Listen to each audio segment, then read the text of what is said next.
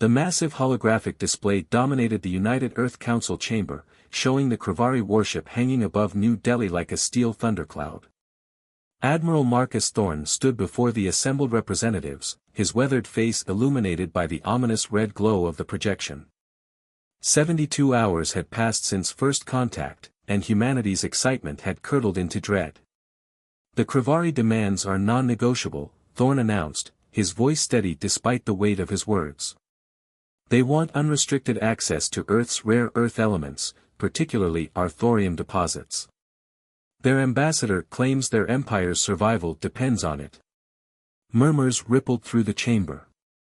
Representative Kamari from the African Union rose first. And if we refuse? They've been clear about the consequences, Thorne replied, tapping his data pad to change the hologram. A simulation played out showing the Kravari fleet's estimated strength, over 300 warships, each capable of reducing a city to ash. Their technology surpasses our visible defensive capabilities by centuries. The chamber erupted in overlapping voices until Council President Helena Rodriguez slammed her gavel. Order! Admiral Thorne, what are our options? In the shadows of the chamber's upper gallery, Commander Isabella Torres watched the proceedings with carefully concealed satisfaction. Everything was proceeding exactly as the Avalon project had predicted. She caught Admiral Thorne's subtle glance in her direction, a prearranged signal. Madam President, Thorne continued, I recommend we appear to negotiate while preparing our populations for potential occupation. The Kravari have given us 48 hours to comply. Commander Torres slipped out of the chamber as the debate raged on.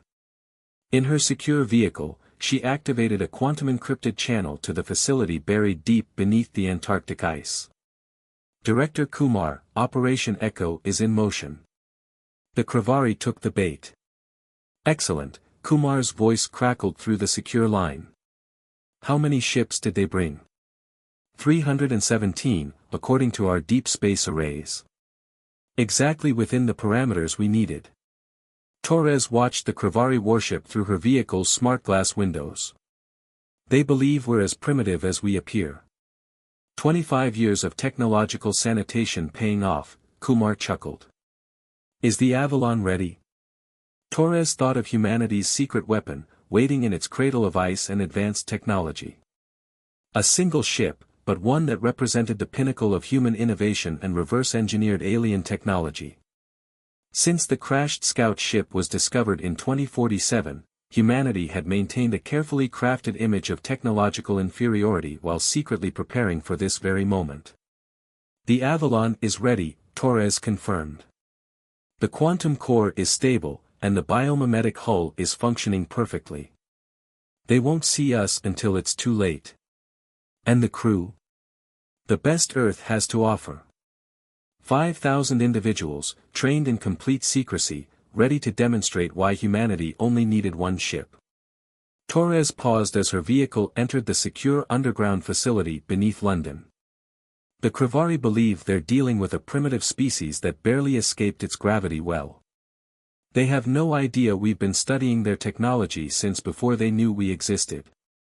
In the following hours, as the world's governments publicly debated surrender terms, a carefully choreographed dance began. Military units made obvious and desperate preparations for resistance, keeping Kravari attention focused on Earth's surface. Meanwhile, deep beneath the Antarctic ice, the Avalon's quantum core hummed to life. Torres arrived at the Antarctic base 18 hours later, watching through reinforced windows as the massive ship's biomimetic hull shifted like liquid mercury. The Avalon was beautiful, a testament to human ingenuity and determination. While the world above prepared for apparent subjugation, humanity's true defenders readied themselves for the greatest revelation in human history. Status report, Torres commanded as she entered the Avalon's bridge, her voice activating the neural interface that connected her to the ship's systems. Quantum core at 98% efficiency, reported Lieutenant Raj Patel from his station. Biomimetic hull responsive and shield harmonics are stable. We're ready, Commander. Torres took her place in the command chair, feeling the neural interface sync with her implants. Around her, the bridge crew, each member selected from birth and trained in absolute secrecy, monitored their stations. They represented humanity's best-kept secret, a generation raised to crew the most advanced warship ever created. The Krivari believe they're about to subjugate a primitive species, Torres addressed her crew. They see our rockets and satellites as signs of technological infancy. They think our nuclear weapons and conventional militaries are the best we can offer. She smiled, feeling the Avalon system's pulse through her neural link. In 24 hours, they'll learn why humanity only needed one ship. Sometimes, the best defense isn't a fleet of warships, it's letting your enemy believe they've already won. Above them, the Antarctic ice began to crack as the Avalon prepared to reveal itself to an unsuspecting galaxy. Humanity had hidden its true strength for decades, and now, finally, the time for deception was ending. The bold move was about to begin. The Avalon rose through the fracturing ice sheets like a leviathan awakening from ancient slumber. Commander Torres watched through the neural interface as the massive ship's biomimetic hull adapted to the atmospheric conditions, its surface rippling like liquid metal under the Antarctic sun. 25 years of secrecy were about to end in spectacular fashion. All sections report ready, Lieutenant Patel announced, his fingers dancing across the quantum glass displays. Hull integrity at 100%. Stealth systems maintaining full coverage. In high orbit, the Krivari continued their show of force, unaware that humanity's response was emerging from its frozen cradle. The alien ships hung in formation like dark stars, their weapon systems charged in an obvious display of superiority. Admiral Thorne's voice crackled through the quantum-encrypted channel, "Commander Torres, the Krivari ambassador is demanding an answer. Are you ready to proceed with Phase 2? Torres smiled, remembering the day she'd been selected for the Avalon project. She was just 16 when Director Kumar approached her parents, offering a chance for their daughter to be part of humanity's greatest secret. The Avalon is more than ready, Admiral. Time to show them what one ship can do. The neural interface flooded her consciousness with sensor data as the Avalon climbed through the atmosphere. Every crew member felt it, the subtle vibration of the quantum core, the whisper of advanced shields parting the air. They were the products of a multi-generational effort, chosen from birth and trained in facilities hidden from the world's eyes. Initiating quantum fold, announced Dr. Yuki Tanaka from the engineering section. The Japanese physicist had helped develop the Avalon's revolutionary propulsion system, based on technology recovered from the crashed alien scout ship. Core stability at optimal levels. The Avalon's true capabilities were a culmination of human ingenuity and reverse-engineered alien technology. When the scout ship crashed in 2047, world leaders made an unprecedented decision: instead of announcing the discovery, they would keep it secret.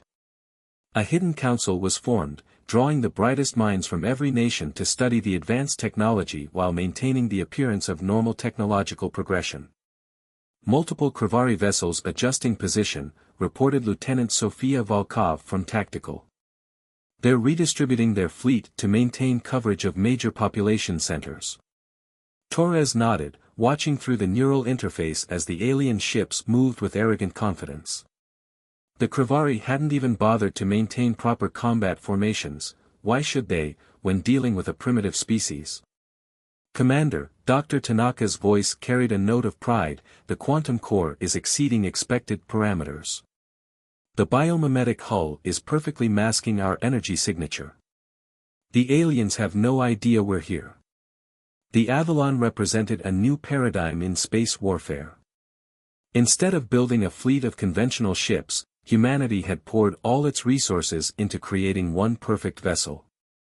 The biomimetic hull could adapt to any attack, the quantum core provided nearly limitless energy, and the neural interface allowed the crew to react with unprecedented speed and coordination. Signal from the surface, Patel announced. Director Kumar is ready to initiate the final phase of Operation Echo. Torres took a moment to appreciate the magnitude of what they were about to do. Put him through to the bridge. Director Kumar's hologram appeared before them, his expression serious. Commander Torres, the moment we've prepared for has arrived. The Krivari have just announced their intention to begin seizing our resource deposits. They're deploying landing craft. Perfect timing, Torres responded. The Avalon is in position. Hull temperature matched to background radiation. We're completely invisible to their sensors. Remember your training, Kumar addressed the bridge crew. Everything that's happened since first contact has been orchestrated to reach this moment. The Krivari believe they're dealing with a primitive species because that's exactly what we wanted them to think. Show them how wrong they are. The Avalon sensors detected the first wave of Krivari landing craft descending toward Earth's surface. Torres felt a surge of anticipation through the neural interface, her crew's emotions resonating with her own. All sections, battle stations, she commanded. Quantum core to full power. Prepare to disengage stealth systems on my mark. She paused, allowing herself a small smile. Let's show the galaxy why humanity only needed one ship. The Avalon hung invisible above Earth, its advanced systems humming with power. Decades of preparation, generations of secrecy, and humanity's greatest technological achievement were about to be unveiled. The Krivari had no idea that their attempt at conquest had played directly into humanity's hands.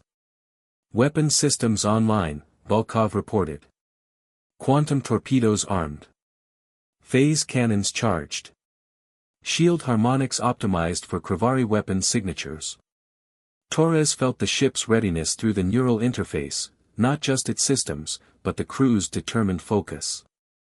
They were about to rewrite the balance of power in the galaxy. Send the signal to Admiral Thorne, she ordered. Tell him to proceed with the final diplomatic exchange. Let's give our visitors one last chance to reconsider their choices. As the message was sent, Torres watched the Krivari ships through the Avalon sensors. Soon, they would learn that humanity's apparent technological inferiority had been the greatest deception in Earth's history. The bold move was about to enter its final phase.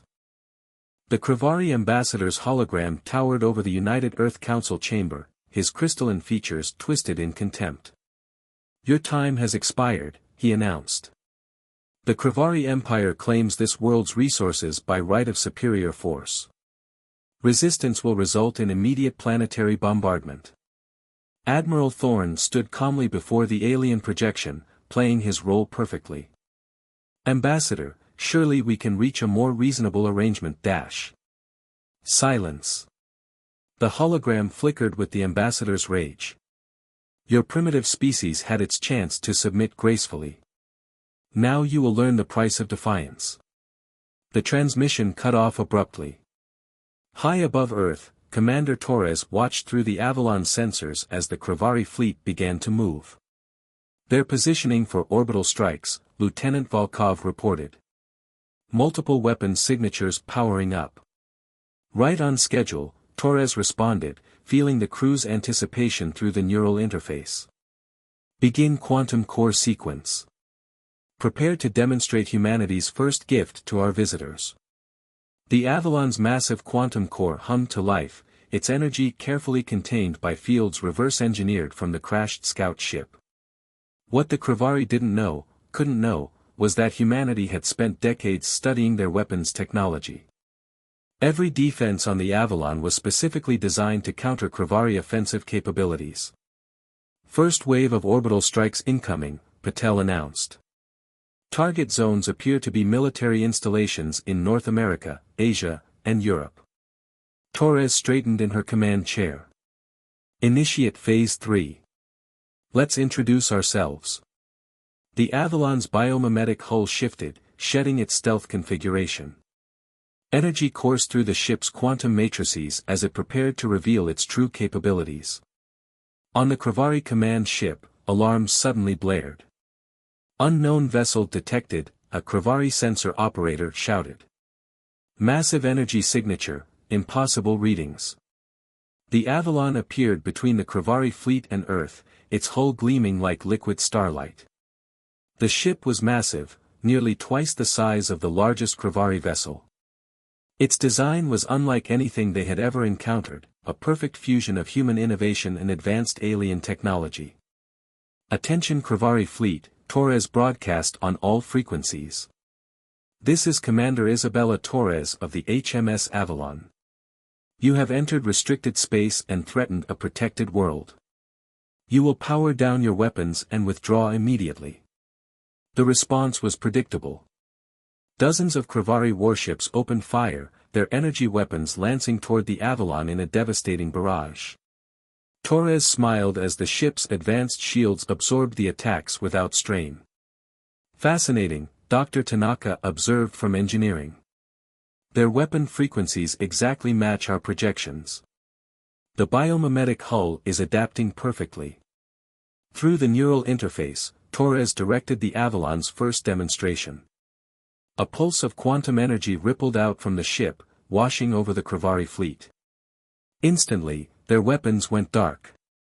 By the eternal void, the Krivari admiral's voice crackled through the calm, "What sorcery is this?" "Not sorcery," Torres replied. "Just careful planning. We've spent decades studying your technology, Admiral. The scout ship that crashed in 2047 taught us everything we needed to know about Krivari weapon systems." Confusion and fear rippled through the alien fleet. Their sensors were revealing capabilities they thought impossible for such a primitive species. The Avalon's quantum core alone was generating more power than their entire fleet combined. "Impossible," the Krivari admiral sputtered. "You were barely reaching your moon when we found you."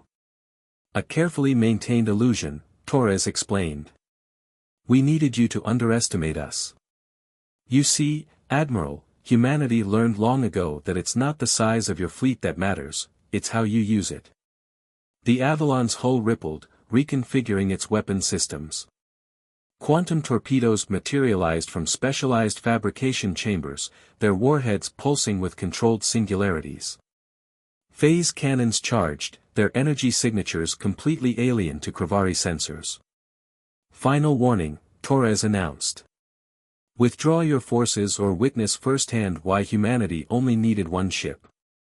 Instead of retreating, the Krivari admiral ordered his fleet to surround the Avalon. Over 300 warships moved to encircle the lone human vessel, their disabled weapons already beginning to recover from the quantum pulse. "They're not going to back down," Volkov observed. Torres nodded, feeling the Avalon systems respond to her thoughts through the neural interface. "They never do, the first time. Lieutenant Patel, initiate the Prometheus protocol. Let's show them what else we learned from their scout ship." The quantum core pulsed, sending waves of energy through the Avalon's specialized systems. What followed would reshape the galaxy's understanding of humanity forever. The bold move was about to become a legend. The Prometheus protocol activated with a cascading wave of quantum energy. The Avalon's biomimetic hull began to split and multiply, creating perfect holographic duplicates enhanced by quantum field projections. Within moments, the Krivari fleet found themselves facing not one human ship, but dozens, each projection capable of generating real energy signatures and defensive fields. By the eternal void, the Krivari admiral's voice shook. "How is this possible?" Through the neural interface, Torres directed the Phantom fleet with the precision of a conductor leading an orchestra. "Your scout ship's quantum matrix taught us more than just weapons technology, Admiral. We learned how to bend reality itself." The Avalon's duplicates moved in perfect synchronization, each projection enhanced by carefully modulated quantum fields that made them indistinguishable from the real vessel. It was humanity's ultimate deception, not just hiding their true capabilities, but multiplying them. "Multiple Krivari vessels attempting emergency jumps," Volkov reported. "Their FTL systems are failing to engage." "Of course they are," Dr. Tanaka's voice carried a note of pride. "The quantum field disruption is working exactly as designed. They're trapped in normal space until we decide otherwise." The Krivari fleet's formation began to break as confusion spread through their ranks. Their sensors couldn't distinguish the real Avalon from its quantum duplicates, and each projection was generating weapon signatures that their systems registered as genuine threats. "Commander," Patel called out, "we're detecting power surges in several Kravari vessels. They appear to be attempting to overload their cores." Torres nodded grimly. As expected. The Kravari would rather destroy themselves than face defeat. "Initiate containment fields." The Avalon's quantum projections suddenly shifted, forming a massive energy web that encompassed the entire Kravari fleet. Each projection contributed to a complex field that neutralized any attempt at self-destruction. "Impossible," the Kravari admiral raged. "No single vessel could contain this much power." "That's where you're wrong," Torres replied. "The Avalon isn't just a ship, it's humanity's response to a galaxy that underestimated us. We knew we couldn't match your numbers, so we chose a different path. Quality over quantity. Deception over brute force." Through the neural interface, Torres accessed the ship's historical databases. "You know what humans were doing when your scout ship crashed in 2047? We were fighting amongst ourselves, wasting resources on pointless conflicts. But that crash changed everything. It gave us a common purpose, a reason to unite in secret." The Avalon's quantum duplicates began a complex dance around the contained Kravari fleet, each projection demonstrating capabilities that defied their understanding of physics. It was a demonstration of power designed to shatter not just their military strength, but their entire worldview. "Your leaders saw our rockets and satellites and assumed we were primitive," Torres continued. "They never questioned why a species capable of splitting the atom still relied on chemical propulsion. They never wondered why our progress seemed to stop just short of true space capability." Dr. Tanaka's voice carried through the command channel, quantum core functioning at optimal levels. "The biomimetic hull is successfully maintaining all projections. We can keep this up indefinitely." The Kravari admiral's next transmission was markedly different, his earlier arrogance replaced by something approaching fear. "What are your terms, Commander Torres?" "First, you will acknowledge Earth's sovereignty in our right to determine the use of our own resources," Torres stated firmly. "Second, you will provide compensation for your attempted conquest. Third, you will carry a message back to your empire." "What message?" the admiral asked. The Avalon's quantum projections suddenly converged, merging back into a single vessel in a display of energy manipulation that left the Kravari observer stunned. "The message is simple: humanity only needed one ship because we chose to be smarter, not stronger. We spent 25 years preparing for this moment, learning your weaknesses, perfecting our deception. You thought you were dealing with primitive savages, but you were actually facing the most patient predator you've ever encountered." The contained Kravari fleet hung motionless in space as their admiral processed this revelation. Everything they thought they knew about humanity had been carefully crafted fiction. The primitive species they had planned to subjugate had been testing them, studying them, preparing for this moment with a level of strategic forethought that was terrifying in its implications. "The question you should be asking," Torres concluded, "isn't how we built one ship capable of defeating your fleet. The question is, what else have we been hiding?" In the United Earth Council chamber, the Kravari ambassador's hologram now stood at normal height, a subtle but significant change in protocol. 2 weeks had passed since the Avalon revealed humanity's true capabilities, and the galaxy's political landscape had shifted dramatically. "The Empire accepts your terms," the ambassador announced, his crystalline features carefully neutral. "Full recognition of Earth's sovereignty, reparations as specified, and open technological exchange." He paused, mandibles clicking. "Though I must admit, it seems you have more to teach us than we you." Admiral Thorne allowed himself a small smile. "The terms are acceptable. Commander Torres, your thoughts?" From her position at the chamber's central podium, Torres studied the alien diplomat. The neural interface implant at the base of her skull hummed softly, connecting her to the Avalon even planetside. "The Kravari Empire's cooperation will be crucial in the coming decades. We're about to introduce changes that will reshape this sector of space. The ambassador's faceted eyes narrowed. You're still holding something back, aren't you? Always, Torres replied with a hint of amusement. Consider it a cultural trait. But today, we're choosing to reveal another piece of the puzzle. Dr. Tanaka, if you would. The quantum physicist stepped forward, activating a holographic display that filled the chamber. It showed a network of subspace anomalies stretching across Kravari space. We didn't just study your weapons technology from the crashed scout ship, she explained. We mapped your entire FTL network. Every junction, every corridor, every shortcut your ships use to maintain your empire. The ambassador's crystalline form seemed to pale. Impossible. Those routes are state secrets. We're state secrets, Torres corrected. The Avalon's quantum core wasn't just designed for combat. It can detect, analyze, and manipulate the very fabric of subspace. We know every weakness in your transportation network, and how to strengthen them. Director Kumar joined them, his aged face bearing a satisfied expression. This is humanity's true offer to the galaxy. Not conquest, not subjugation, but innovation. The Avalon proves we can do more with one ship than most empires achieve with thousands. Imagine what we could accomplish together. The implications weren't lost on the ambassador. Humanity hadn't just defeated a Kravari fleet, they'd demonstrated a completely new approach to space warfare and exploration. The biomimetic hull technology alone would revolutionize ship design across the galaxy. The quantum core's capabilities, Dr. Tanaka continued, allow us to stabilize subspace corridors that were previously too dangerous to use.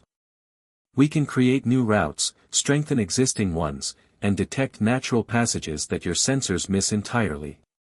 The entire galaxy's transportation network could be transformed. Through her neural interface, Torres felt the Avalon systems humming in orbit, a constant reminder of humanity's greatest achievement. We spent 25 years hiding our potential, Ambassador.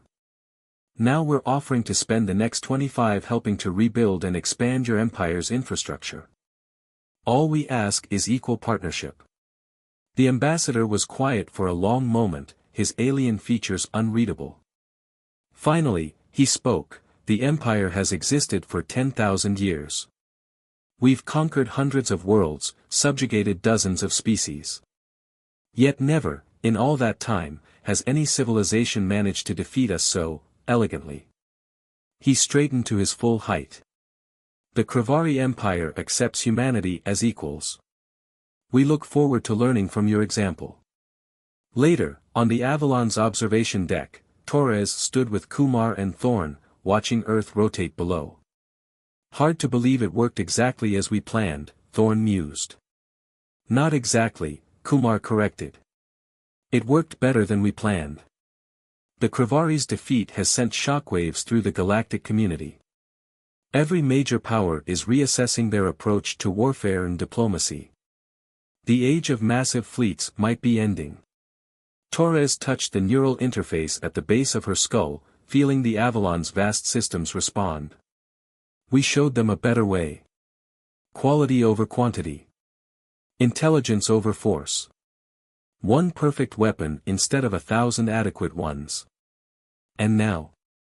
Thorn asked. Now we rebuild, Torres replied. The Avalon was never meant to just be a weapon. It's a prototype, proof that we can achieve more through innovation than intimidation. The galaxy's about to enter a new age, and humanity will help lead the way. Through the quantum glass windows, they could see the Kravari fleet departing, their once mighty warships now humbled escorts for humanity's ambassadors to the wider galaxy. The story of how humanity needed only one ship would be told across the stars for generations to come, a testament not to military might, but to the power of patience, innovation, and the subtle art of deception. The bold move, Torres reflected, wasn't building the Avalon. It was having the patience to wait until the perfect moment to reveal it. Sometimes the greatest strength isn't in what you show, but in what you choose to hide. As the last Kravari ship disappeared into FTL, the Avalon's quantum core pulsed gently, its energy rippling through subspace, a reminder that humanity's greatest achievements were still to come. The age of massive fleets was over. The era of elegant solutions had begun.